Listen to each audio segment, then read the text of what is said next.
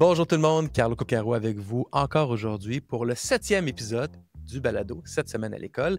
Cette semaine, c'est une grosse semaine. Je viens de finir le tournage du bloc avec ma co-animatrice Céline Lamy, pédopsychiatre. On parle d'intimidation.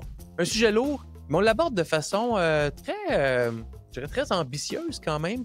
Réaliste, ambitieuse, pas cynique, puis réaliste aussi au-delà du bruit. Là. Tu sais, on entend beaucoup l'éducation, ça commence à la maison pour blâmer les parents, puis que les enfants sont donc violents, puis il y a donc de la violence partout.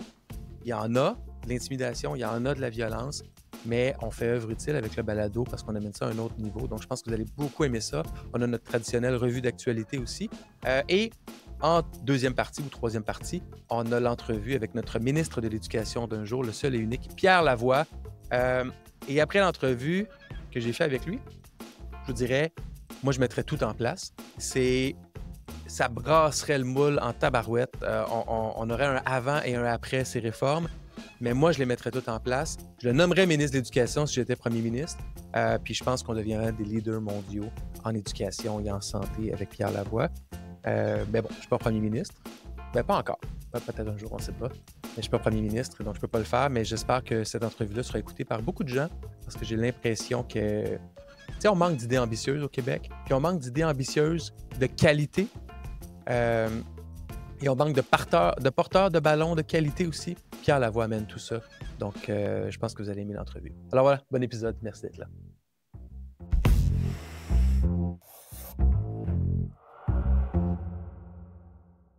Cette semaine à l'école est une présentation des parcours parents.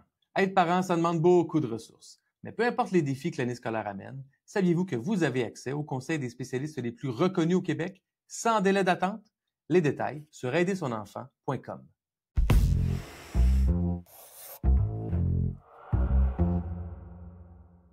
Céline Lamy, pédopsychiatre, maman de 4 enfants. Merci d'être avec moi cette semaine. Salut Carlo, comment vas-tu? Ça va très bien. Content de te retrouver. On se voit une fois par mois, puis on préparait l'épisode tout à l'heure, puis c'est des sujets toujours si intenses. Donc, cette semaine, on va parler d'intimidation, de violence à travers tout ça. Donc, j'ai hâte d'en parler avec toi. Mais juste avant, on va faire notre revue de l'actualité. Comment a été ta semaine, Céline, et qu'est-ce qui a attiré ton attention cette semaine? Une semaine studieuse, j'ai commencé mon doctorat en socio à l'UQAM, donc beaucoup de lecture, beaucoup Ah d'écriture ouais, aussi. hein? Et puis, puisqu'on parle de sociaux, moi, ce qui a retenu mon attention cette semaine, c'est la sortie du livre de Christophe Allaire-Sévigny qui s'appelle Séparés mais égaux, enquête sur la ségrégation scolaire au Québec, aux éditions Luxe. Je pense que c'est un livre dont on va beaucoup parler, qui parle des inégalités scolaires, qui parle de la fameuse école à 3 vitesses. Ouais. Donc, j'ai très hâte de poursuivre ma lecture et de pouvoir commenter cela avec toi. C'est un thème qu'on n'a pas beaucoup abordé, en fait, qu'on n'a pas du tout encore abordé dans le balado. Puis c'est un thème dont on entend parler dans les médias, je pense, aux 2 semaines.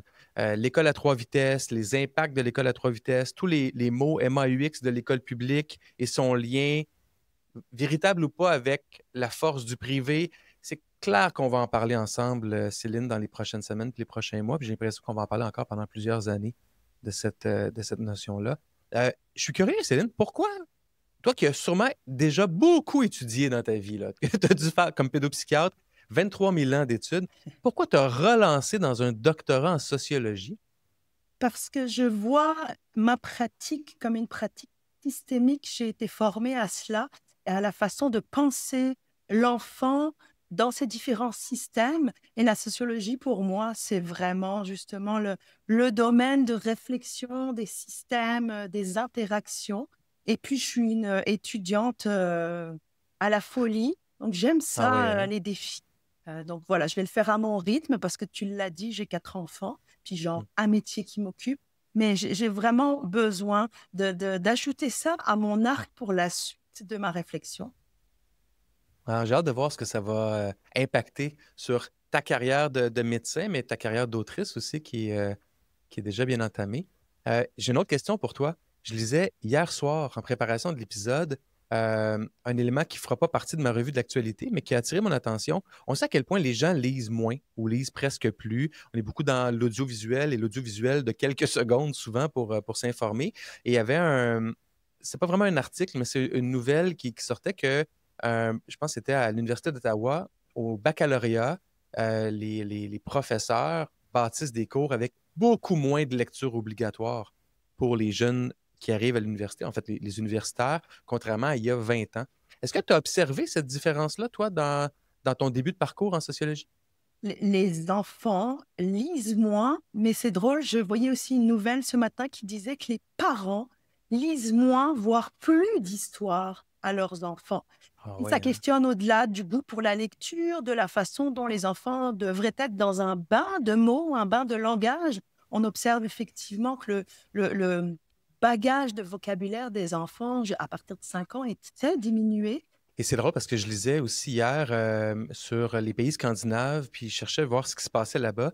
Puis dans les récentes études internationales, entre autres la Finlande, on sait, ils sont bien classés, mais il y a quand même une diminution au fil des dernières années. Et une des causes nommées était euh, leur plus grand différenciateur dans la jeunesse avant était les jeunes lisaient beaucoup pour le plaisir, ce qui a aussi beaucoup disparu là-bas aussi. Donc, quand on se compare, on se console, j'imagine, mais c'est pas seulement nord-américain, là. Les jeunes lisent moins partout sur la planète. Et c'est inquiétant, là. Ouais. Et en même temps, il y a sur TikTok une nouvelle tendance, je pense que ça s'appelle BookTok.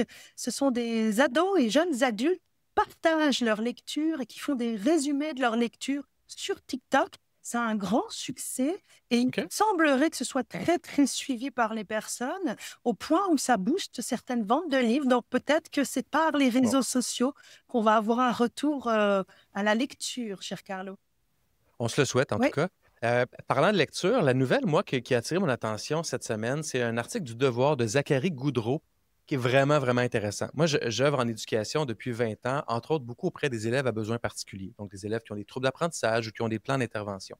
Et le collège privé Mont-Saint-Louis à Montréal a une politique pour les élèves de secondaire 1, secondaire 2. Euh, pour les gens qui nous écoutent, qui ne savent pas, les élèves qui ont un plan d'intervention lié à des difficultés de lecture et d'écriture vont souvent avoir le droit d'avoir le tiers du temps supplémentaire. Donc, quand une épreuve, un examen dure 1 heure, ben, eux, ils ont 1h20. Et même chose pour les examens ministériels. Et la politique maintenant au Collège Mont-Saint-Louis, c'est pour les élèves secondaire 1, secondaire 2, tout le monde a le tiers-temps supplémentaire. Donc, au lieu d'avoir 60 minutes qui devient 80 minutes pour les élèves à besoins particuliers, les épreuves durent 45 minutes et tout le monde a 60 minutes pour y arriver. Et je trouve ça extrêmement intéressant pour deux raisons. La première, c'est fondamentalement, je crois qu'on doit rendre les outils disponibles pour tous les élèves. Et l'outil qui est bon pour nous, on l'utilise. Je vois que tu portes des lunettes, Céline. Si tu as besoin de lunettes, mets-les.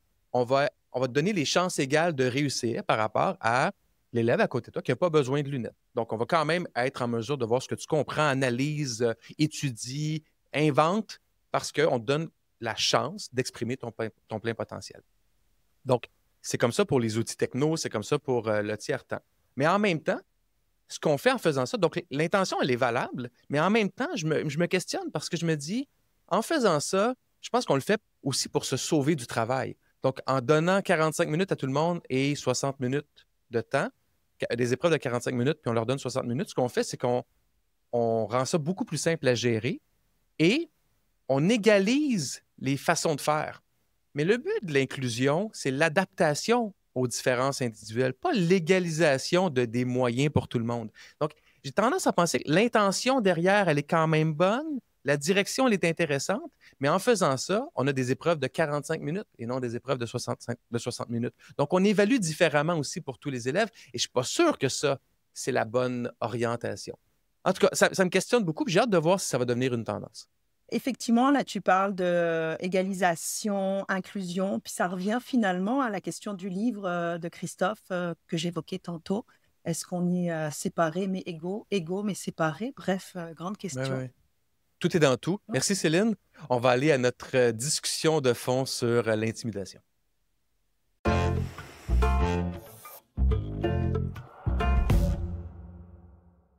Un élève sur 3 dit avoir été témoin d'un geste d'intimidation, d'un acte violent à l'école au cours de l'année. Ça, c'est la Fédération des centres de services scolaires en 2024 qui a dévoilé ça. Et au niveau de la cyberintimidation, c'est 20 des jeunes de 12 à 17 ans, donc un élève sur 5, qui dit avoir été victime de harcèlement en ligne, selon l'Institut de la statistique du Québec en 2023. Donc, c'est un thème c'est une réalité qui fait partie de la vie de nos jeunes. Puis Céline, quand on parle de violence à l'école, moi, il y a une phrase qui m'horripile beaucoup. qu'on entend tout le temps, entre autres de la bouche du ministre et de la bouche aussi de beaucoup d'intervenants à l'école, c'est l'éducation, ça commence à la maison. Puis souvent, on l'entend, cette phrase-là, tout de suite après avoir parlé de violence à l'école, sous-entendant que si les enfants ont des comportements violents, ben, c'est à cause des parents. J'ai le goût de te lancer avec cette allumette-là, lancée dans un ballot de paille. T'en penses quoi de ça, Céline? Ouais, il y a une réalité sur le profil socio-économique dans certaines familles et oui, la violence ou l'intimidation à l'école.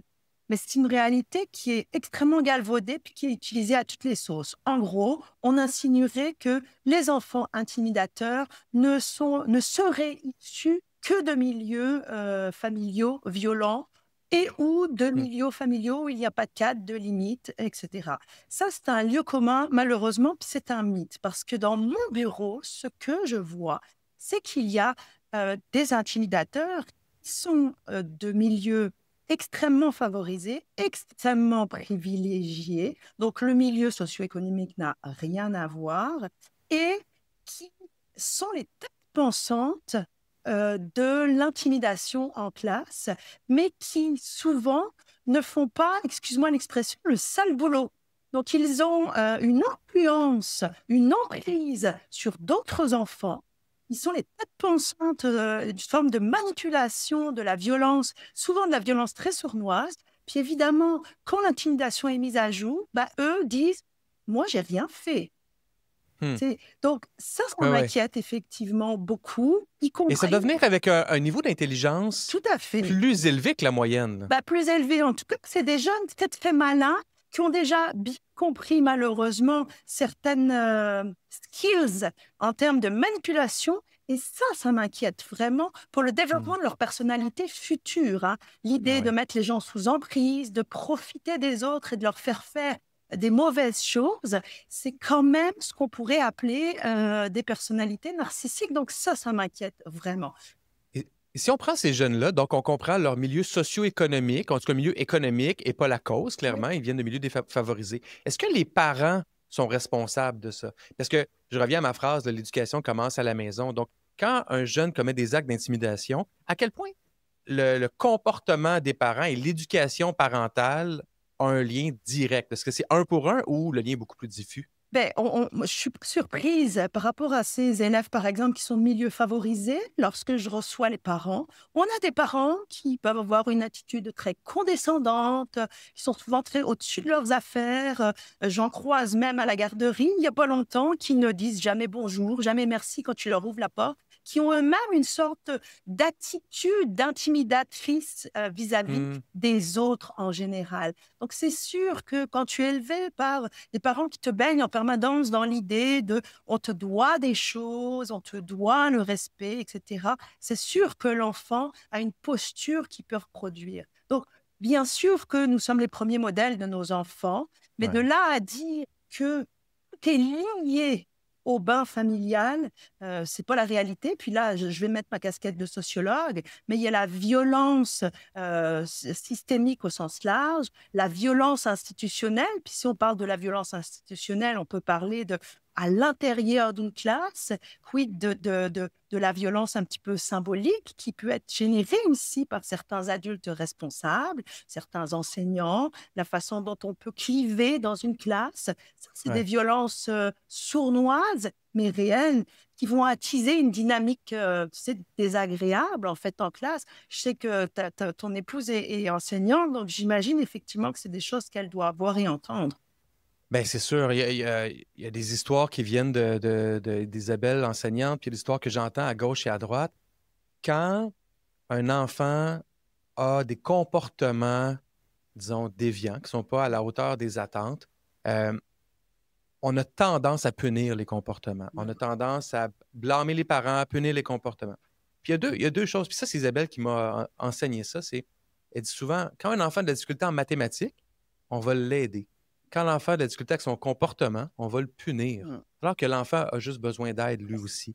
Les comportements, ça se développe. Et oui, il y a la personnalité, oui, il y a l'éducation à la maison. Mais ce que j'aime pas de la phrase l'éducation commence à la maison, c'est mon enfant ou ton enfant ou les enfants des gens qui nous écoutent, quand il est à l'école, dans un groupe de 25-30 autres enfants, avec un, deux, cinq adultes qui ne sont pas toujours tous bien outillés, bien appuyés dans leur travail, le parent, il n'est pas là. Le parent, lui, ne peut pas simuler non plus une classe de 25 élèves à la maison. Donc, il y a des comportements qu'on encourage à la maison, puis il y en a d'autres qui doivent être développés à l'école aussi par le milieu scolaire. Puis c'est pas vrai que le parent est responsable de tout. Puis j'aime pas cette formule-là de blâme et j'aime pas non plus la formule punitive Ouais. qu'on a tendance à avoir au niveau des comportements de nos jeunes parce que je pense pas qu'on aide. Non, clairement, on ne voit pas, comme je le dis souvent, l'enfant derrière l'élève et ce qui se joue derrière le comportement. Et j'insiste beaucoup sur la dimension de l'attachement.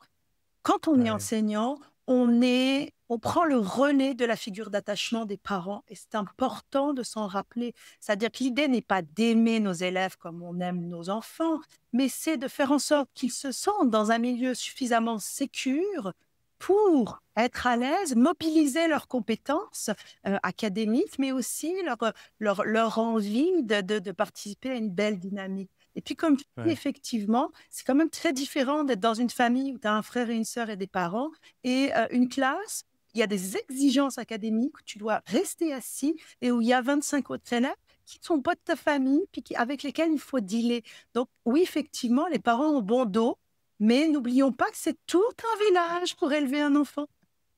Oui, oui, pas juste quand... et je termine avec cette phrase-là moi, qui m'horripile beaucoup, mais pas seulement quand ça va mal, Oui, quand ça va bien aussi. c'est ça. Et le milieu scolaire a perdu au fil des années cette capacité-là à transmettre ce qui va bien et à inclure les parents dans ce qui va bien Oui, aussi, oui.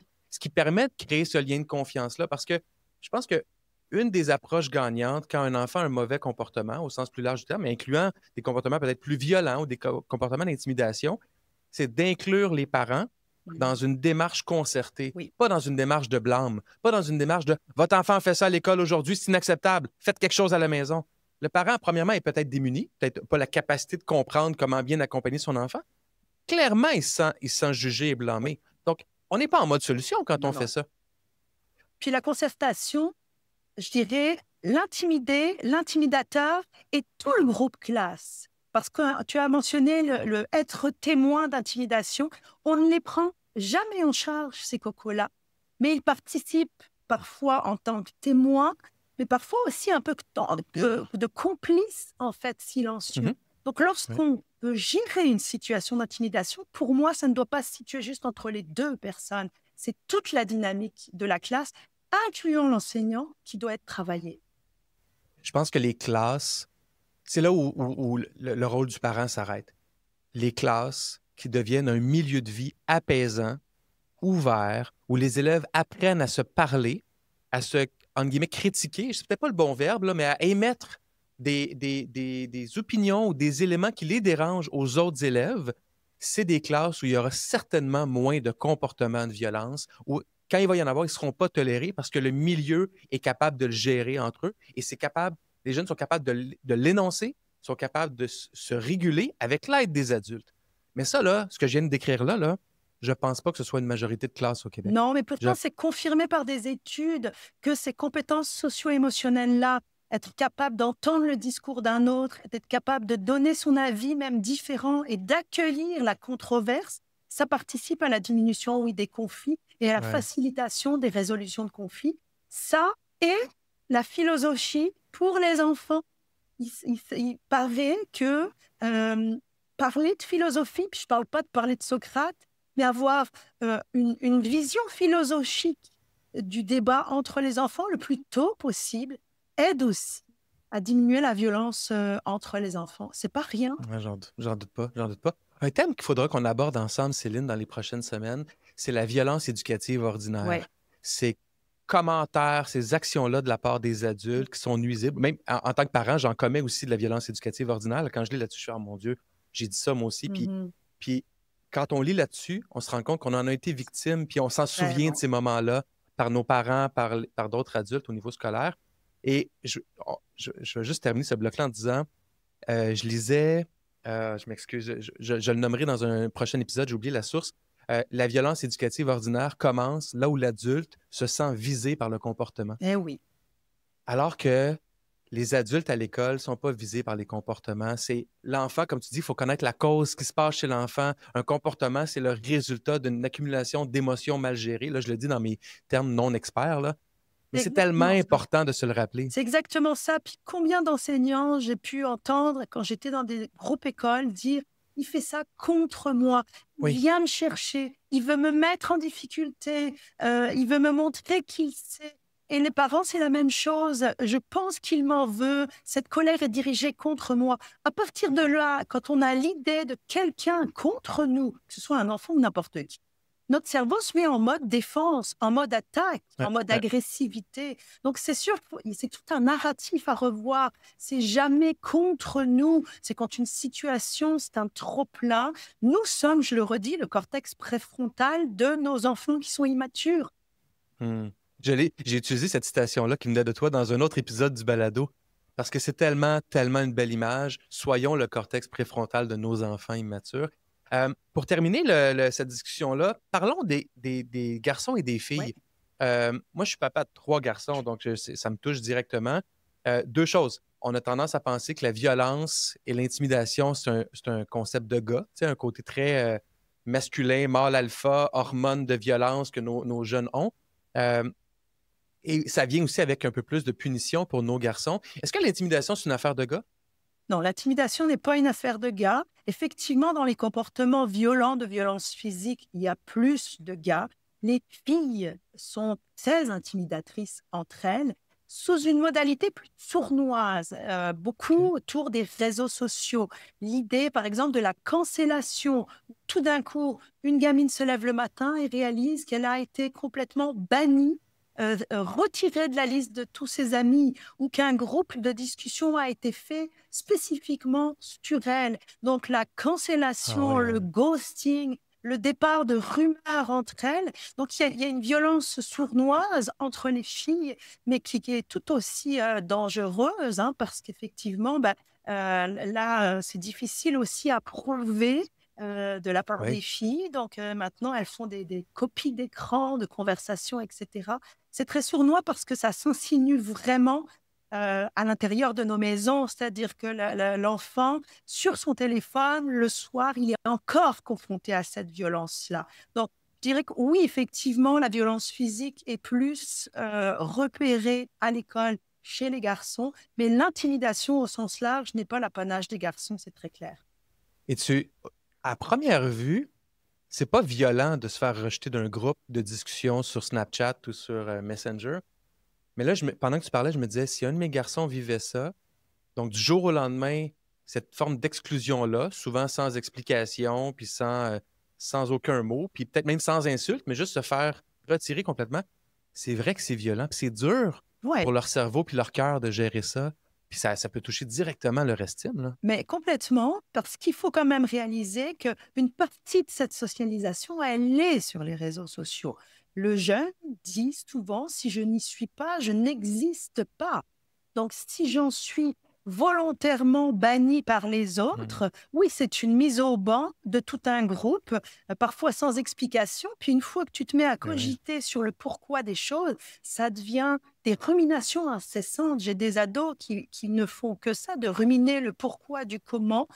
Puis oui, les rumeurs aussi, c'est pas rien. Ça et l'utilisation, c'est très nouveau, mais ça va faire 2 ans que je le vois dans mon bureau, de l'intelligence artificielle et des photos truquées. Des Ah oui, photos, hein? oui, vraiment. Et puis c'est arrivé à un de mes proches, adolescente, qui s'est retrouvée sur les réseaux avec sa tête et un corps dénudé. Ça a été transmis comme ça. Ça, c'est extrêmement violent aussi. C'est Ah, très, très tellement. grave.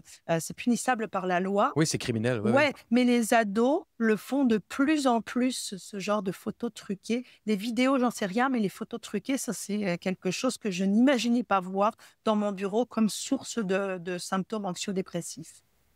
Terminons notre intervention, Céline, peut-être avec un ou deux conseils aux parents. Je pense que, parce que là, on émet des situations Oui, dramatiques.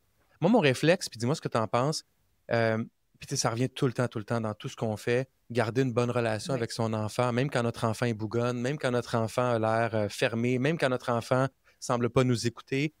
Euh, il faut qu'on le sache comme parent que ça arrive. Par exemple, si je reprends l'exclusion, même les photos truquées, et si on ne le sait pas, on ne peut pas aider. Mais le savoir nécessite une relation et des conversations.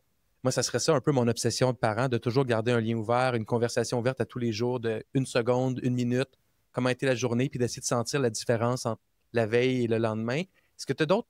Qu'est-ce que tu en penses? Est-ce que c'est Oui, suffisant? garder le Qu'est-ce que tu as lien, d'autre? garder le lien, c'est évident. Et puis, ne pas se focaliser uniquement sur ce qui ne va pas, parce que l'enfant ou l'ado va avoir l'impression qu'on n'attend que ça, qu'il nous fasse une sorte de report de ce qui ne va pas. Mais s'intéresser aussi à ce qui va bien et s'intéresser aussi à ce qui l'intéresse sur les réseaux, parce qu'on a tendance à juger en disant, ah, il est sur Ouais. TikTok tout le temps.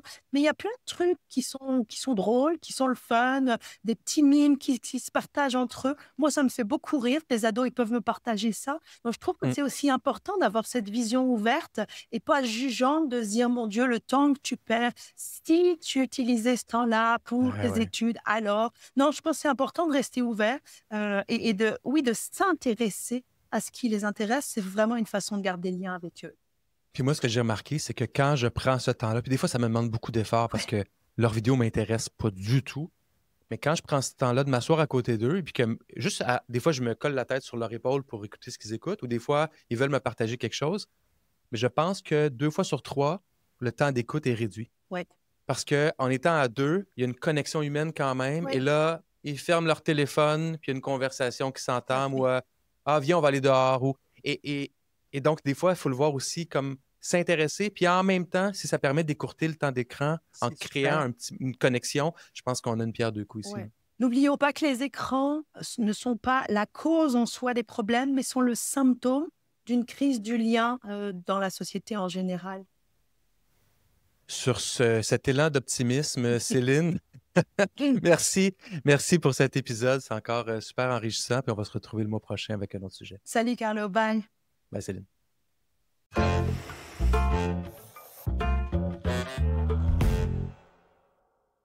Notre entrevue de la semaine vous est présentée par WordQ, le logiciel de référence qui aide les élèves à surmonter les difficultés d'écriture avec sa prédiction de mots et sa lecture à voix haute. Découvrez WordQ sur nureka.co.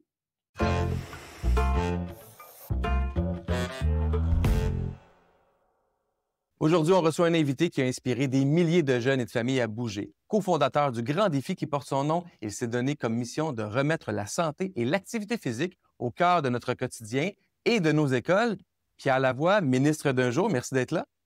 Un grand plaisir. Pierre, on te connaît depuis longtemps au Québec. Tu as relevé des grands défis personnels et professionnels. Je l'ai dit, tu as amené des centaines de milliers de jeunes et de familles à bouger. Mais quand toi, tu as à te décrire, par exemple, tu vas à l'étranger puis tu te présentes, comment est-ce que tu te décris en une phrase?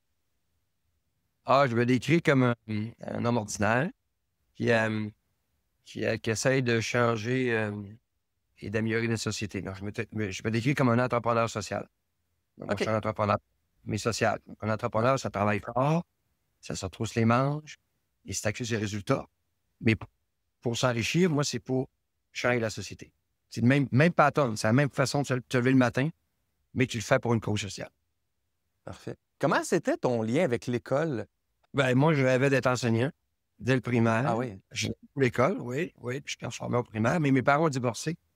Et dans les années 70, à l'époque, les femmes qui osaient divorcer savaient très bien qu'il n'y avait pas de pension alimentaire, là, que la mère ramassait les enfants, puis on se ramassait tous dans la H&M. C'est ce qui m'est arrivé dès mon entrée en secondaire 1. Donc, la dynamique école, la priorité, c'était pas l'école, c'était la survie. Et rapidement, on comprend qu'il fallait travailler au plus vite pour gagner sa vie. Donc, je choisirais un métier noble, mécanicien diesel. Je vais réparer des camions. J'ai fini ma formation en 1980. Puis à l'époque, c'était après le référendum, donc il n'y avait pas de travail. Le taux de chômage était très élevé. Je suis retourné à l'école faire un cours en mécanique auto, 2 années supplémentaires. J'ai fini comme 2e diplomation auto. Je me suis passé à mes stages et je suis rentré dans la pire période au niveau de l'emploi au Québec. C'était la période des débuts des années 80. Mais j'avais toujours de me former. Donc, à travers ça, vu qu'on ne travaille pas beaucoup, j'ai suivi un cours de moniteur de conduite automobile. Donc, j'ai enseigné la conduite automobile pendant 10 ans à travers la mécanique. Parce que je n'étais incapable de travailler à temps plein. Mais par la suite, je suis allé chercher une autre formation comme pompier. Donc, j'ai fait mes blocs de pompier. J'ai eu pompier volontaire. Ensuite, j'ai quitté la mécanique pour aller travailler dans une papetière. J'ai eu papetier. Ensuite, j'ai quitté pour aller travailler chez Alcan. Je suis pontier. Et finalement, j'ai fini à travailler à l'hôpital de Chicoutimi en génétique pour mettre en place le premier programme de dépistage génétique populationnel. Et par la suite, je n'ai pas voulu retourner dans les usines. J'ai lancé ce mouvement social sur les saines habitudes de vie parce qu'on avait subi une situation dramatique. Nos enfants étaient atteints d'une maladie génétique orpheline. Et j'avais vite réalisé que pourquoi on les appelait orphelines, c'est parce qu'ils étaient orphelins du système de santé, qui, lui, était organisé et préoccupé à essayer de guérir des maladies qu'on pouvait corriger par nos comportements. Ma vision était très... j'ai dit, ça va me prendre 20 ans, mais je vais travailler sur les saines habitudes de vie. Et là, ce modèle-là est parti. À date, on a remis 40 millions dans les écoles primaires défavorisées en achat d'équipement pour s'assurer que les prochaines générations seraient différentes des générations qu'on voyait et que j'ai financé 260 projets de recherche sur les maladies génétiques orphelines. J'aide les autres maladies au Québec, pas juste la mienne. Là, j'ai une bonne nouvelle pour toi, Pierre. On est 50 ans plus tard. Toi qui voulais être enseignant, tu as le premier ministre qui t'a appelé hier soir et qui t'a dit « Pierre, tu n'es pas enseignant, mais tu deviens ministre de l'Éducation pour les prochaines 24 heures. » Là, tu t'es couché avec 1000 idées. Il te donne le volant. Puis là, tu te lèves le matin, tu vas faire ta course, tu arrives au bureau, il est 8h30. Ton équipe politique, ton équipe de fonctionnaires sont là, puis ils attendent ce que tu vas leur dire. Les journalistes sont au bord de la porte. Là. Ils attendent, c'est quoi ta première réforme, ministre de l'Éducation, Pierre Lavoie? Bon, la première, c'est qu'on va focuser sur qu'un enfant aime l'école. Pour aimer l'école, je trouve aux gens, c'est que c'est pas la matière que le titulaire ou ton enseignant te donne qui fait que tu aimes l'école, c'est l'environnement. Donc, ça veut dire qu'il faut que je rende l'environnement agréable. T'sais? Donc, c'est pour ça que quand on pose des questions aux enfants, au primaire, on l'a fait dans l'école. On a questionné les enfants avant d'en construire. On voulait savoir, qu'est-ce que tu aimes le plus à l'école? Moi, j'étais convaincu qu'elle allait dire le gymnase. Ils nous ont répondu, être dehors.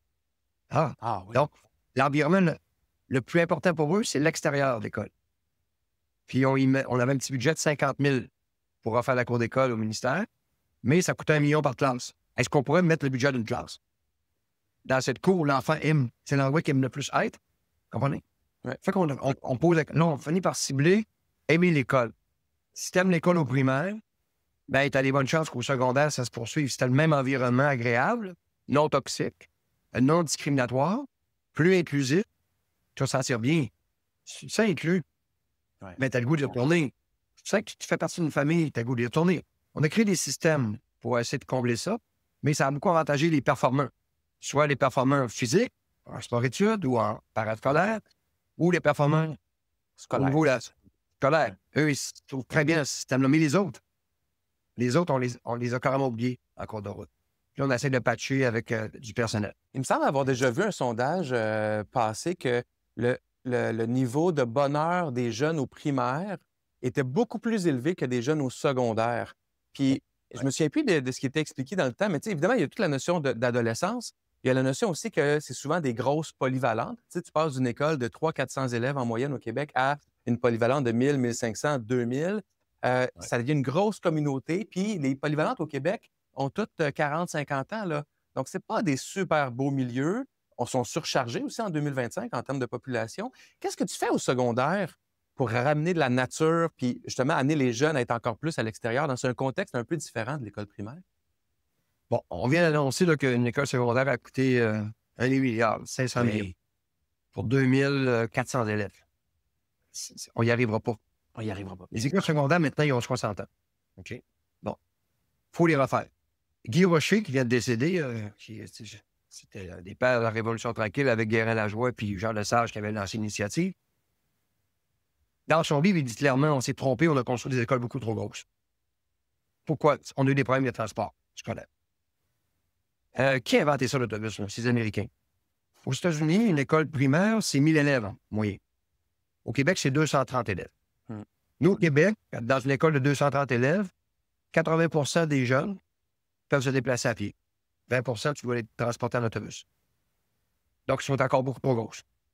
Ça devrait être 100 comme en Europe. Il n'y a pas d'autobus en Europe.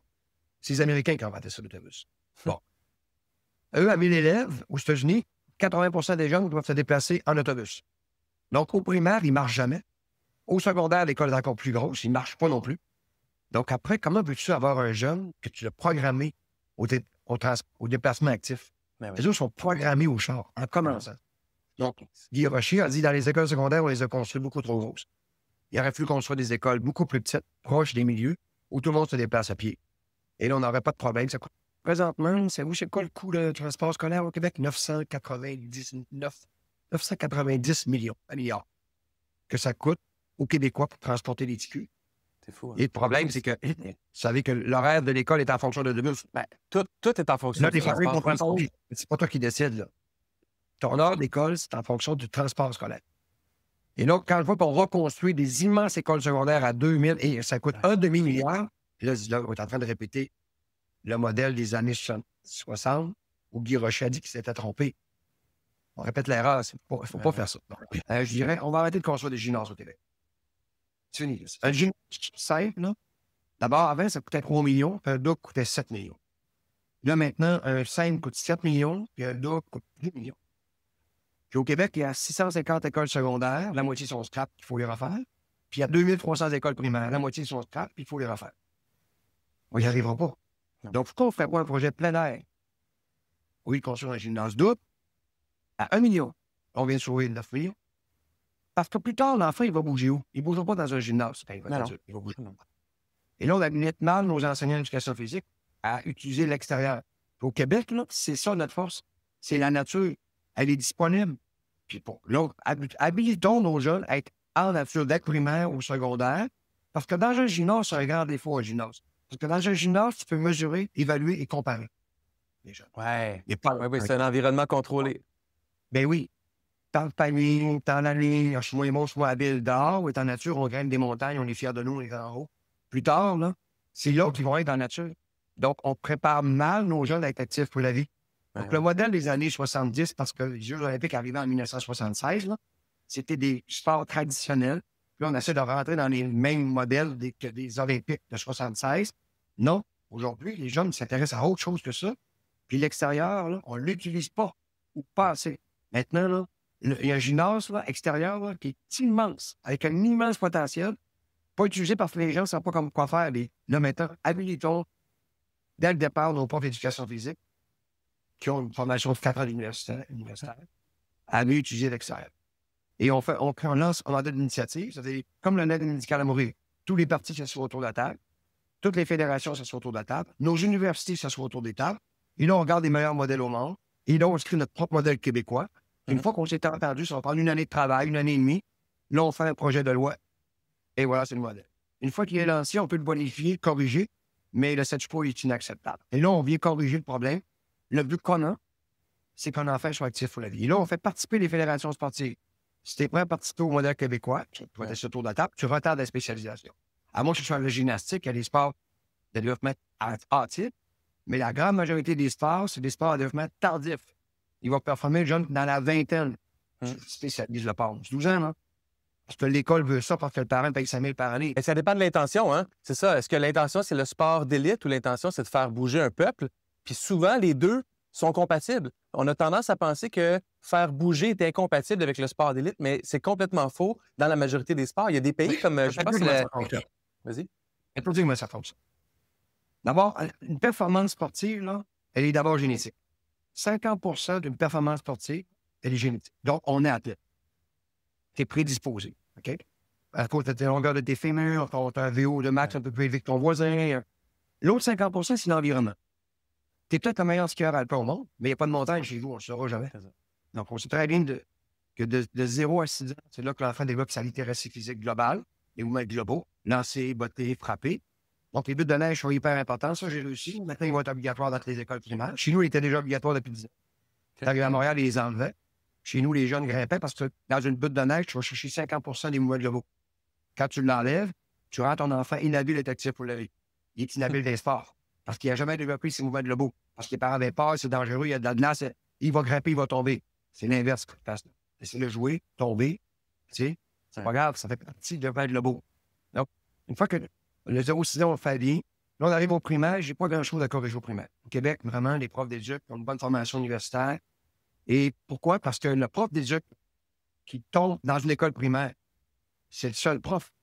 Fait qu'il applique ce qu'il vient d'apprendre à l'université. Ouais. Quand il arrive au secondaire, c'est le 9e prof. Il y en a 8 autres. Il y a encore des dinosaures qui ont l'ancien modèle. On attire les élèves par on est bon au sport. Moi, je suis souvent jeune. Plus tu auras de bannières dans ton école, moins il y a de jeunes qui bougent à l'école. Pourquoi? Parce que derrière chaque bannière, tu dois exclure pour la gagner. Donc, c'est un système d'exclusion. Et au moment où c'est le plus fragile, c'est secondaire 1 et 2. Pourquoi? Parce que la fille atteint sa maturité à 14 ans, le garçon l'attend à 15 ans. Il y a tellement une différence énorme entre deux enfants. Le tien, peut-être, c'est le meilleur joueur de volleyball, mais c'est parce que tu étais tellement pressé de spécialiser, tu l'as déjà encouragé. Puis il est parti dans une cour. Ah non, je suis pas bon en sport. Mais non. Comme quand on fait encore aujourd'hui. Je donne un autre exemple. Là. On fait encore les cross-country scolaires. Au primaire. C'est la dernière chose qu'ils font encore. Quelques écoles, plusieurs l'ont arrêté. Pourquoi ils font ça? Parce que ça prend 3 champions pour la finale régionale. Donc, ils amènent toute l'école au complet, mettons à Québec, à la Planche une fois, ou au Saguenay, à Rivière-du-Moulin. Là, ils donnent le départ pour 1,5 km. Tout le monde part trop vite. 40 aura un point juste ici en dessous des côtes. Là, ils se mettent à marcher. Le point disparaît, ils commencent à courir. Le point revient, mais ils se mettent à pleurer. Ils se trouvent poche. C'est pas parce que tu étais poche. C'est parce que tu étais parti trop vite. Tu pas réchauffé. Donc, tu n'as pas un psychologue pour corriger la situation, pour rebâtir sa confiance. Mais il finira par arriver à l'arrivée, il verra ses 3 amis pour la finale régionale. C'est le but de l'exercice. À quel prix 40 des jeunes qui ont vécu une expérience négative qui n'aiment pas la course à pied? C'est fou, hein? Spécialisation trop. À grand dommage pour la terreau. OK, Pierre, c'est pas des petites réformes. T'as-tu d'autres grands changements que tu veux mettre en place? Je vais convaincre le Trésor de se faire un plan de reconstruction des écoles primaires et secondaires pour le juste prix. Là, présentement, on ne paye pas le bon prix. Il y a des gens qui s'en mettent plein les poches. Là. Il y a des contracteurs qui, avant, faisaient du 5 sur une construction. Là, ils sont habitués à 40 puis ils ne veulent plus baisser en bas de 40. Fait que, on n'y arrivera pas. Là. Les écoles coûtent 30 à 40 trop cher. On n'a pas le juste prix. Il y a un dossier du Devoir de mai dernier, j'en ai parlé dans un autre épisode, qui a montré que les écoles privées construisaient des bâtiments jusqu'à 50 moins chers. Puis il y avait 2 raisons principales. Eux n'étaient pas liés à plus bas soumissionnaires. Donc, ils étaient en mesure de discuter avec les constructeurs. Ils arrivaient avec des plans. Des fois, les constructeurs disaient OK, c'est le fun, cet angle-là de 45 degrés, mais si tu fais un angle différent, tu as plus d'espace, ça coûte 20 moins cher. OK, parfait, on va faire ça. Il y avait une interaction avec le milieu et cette capacité-là à être beaucoup plus agile dans la conception qui montrait jusqu'à 50 moins cher la construction des bâtiments. Thibault en a construit une dans le privé, là. Pierre Thibault, celui qui avait il vient d'en construire une secondaire, il y a quelques années. Ça coûtait 30 millions pour 700 élèves. Le gouvernement vient d'en construire une pour 2400 élèves. Elle a coûté 500 millions. 500 000, c'est ça. Faites une règle de 3. Dans un contexte économique difficile, là, on a des déficits records à Québec et à Ottawa. Donc, l'argent ne coule pas à flot en plus. Donc, il faudra être inventif. Là. Donc, tantôt, quand je parle du projet de loi qu'on fait, le modèle d'initiative, à la fin, il y a une loi. Et pourquoi ça prend une loi? Pour respecter le modèle qu'on a mis en place. On peut le bonifier, OK? Mais il est respecté, mais il est surtout supervisé par nos chercheurs, par des études qui nous permettent, c'est la science qui nous guide. Donc, moi, c'est comme on parle de bataille, il y a un modèle d'initiative. Le gros avantage de ça, il y en a 2, c'est il y a une vision commune québécoise qui peut s'installer et qui passe le test de tous les changements de partis politiques au fil des décennies. Donc, ça donne une vision commune. Puis l'exemple de l'aide médicale à mourir est exceptionnel. Pour ça, c'est un parfait exemple. On a convenu ensemble d'une direction, peu importe le parti politique qui va arriver au pouvoir dans les 20-30 prochaines années, va peut-être adapter, ajuster, mais on s'en va tous dans cette direction-là quand même. Quand tu es assis à la table, dans un modèle d'initiative, tous les partis sont assis. Fait que si je parle de pouvoir, puis c'est quoi qui le prend, tu es assis à la table, tu vas le continuer parce que tu étais d'accord dans le processus. Donc, c'est la seule façon de faire une réforme. Puis pour ça, ben moi, c'est une réforme, tu ne l'imposes pas. Là. Tu dis, on s'assoit ensemble. Moi, je peux faire des compromis. Monsieur le ministre Pierre Lavoie, votre journée a été très remplie. Et là, comme à chaque jour, vous êtes allé voir des élèves et des enseignants dans une école. Tout le monde est parti, les lumières sont fermées, puis vous vous dites, je vais laisser un petit mot sur le tableau pour les élèves. Quand ils vont revenir demain matin, c'est ce qu'ils vont voir écrit. Oui. Qu'est-ce que vous écrivez au tableau, monsieur le ministre? Persévérance. La persévérance, ça veut dire quoi? C'est de ne jamais abandonner. Ouais. Vous dire pourquoi c'est pas.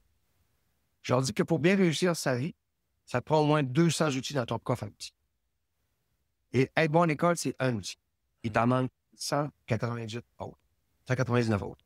Par contre, l'outil de la persévérance, c'est un outil spécial dans le coffre à outils. C'est un outil qui va te servir tout le temps, dans toutes les conditions. C'est un des outils les plus importants. Donc, avoir de la misère à l'école, c'est une bonne chose. Tu es en train de développer l'outil le plus important de ton coffre. Mais il ne faut pas que tu abandonnes. Donc, plus tard, pourquoi je vais t'embaucher? Parce que mes dossiers les plus difficiles, ça toi, je vais les donner parce que je ne t'abandonnerai jamais. Après ça, on ne garde plus tes notes. T'es qui comme personne? C'est ça. T'es un persévérant. OK, embarque dans ma chaloupe, là, le métier, tu vas l'apprendre. tu vas monter en haut de la pyramide. Donc, si on pourrait dire aux jeunes, là, ça fait partie de la vie, ça. Avoir de la misère, tu développes une façon d'être. Mais si tu abandonnes, là, tu tombes de l'autre côté. Fait que pas que tu abandonnes. Tu vas jusqu'au bout. Donc, persévère. Monsieur le ministre de l'Éducation d'un jour, Pierre Lavoie, merci beaucoup. Ça m'a fait plaisir.